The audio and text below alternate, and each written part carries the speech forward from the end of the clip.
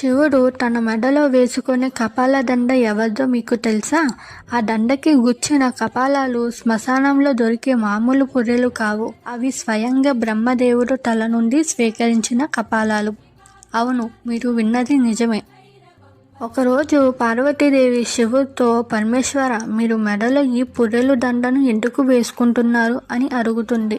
అది విన్న శివుడు చిన్నగా నవ్వి, ఈ విశ్వంలో అన్ని జీవరాశులు పుట్టడానికి కారణమైనవాడు బ్రహ్మ. బ్రహ్మదేవుడి నుంచే అందరూ పుడతారు. కానీ 100 కపాలాల కాలం ముగిశాక బ్రహ్మ కూడా చనిపోతాడు. తర్వాత మళ్ళీ కొత్త బ్రహ్మ జన్మిస్తాడు. మరణించిన బ్రహ్మజీవులన్నిటికీ తండ్రి లాంటివాడు. కాబట్టి ఆ బ్రహ్మ యొక్క కపాలం అంతరించిపోవడానికి ఇష్టం లేక దానిని తాడులో గుచ్చి మెడలో వేసుకుంటున్న దేవి అని చెప్తారు పరమేశ్వరుడు. ఇలా వందల వేల బ్రహ్మలు పుట్టి చనిపోతూ ఉంటారు. అలా చనిపోయిన ప్రతి బ్రహ్మ యొక్క కపాలాన్ని దండలో గుచ్చి కపాల దండగా వేసుకుంటారు శివయ్య. ఫ్రెండ్స్, ఓం నమ శివాయ అని కామెంట్ చేయండి.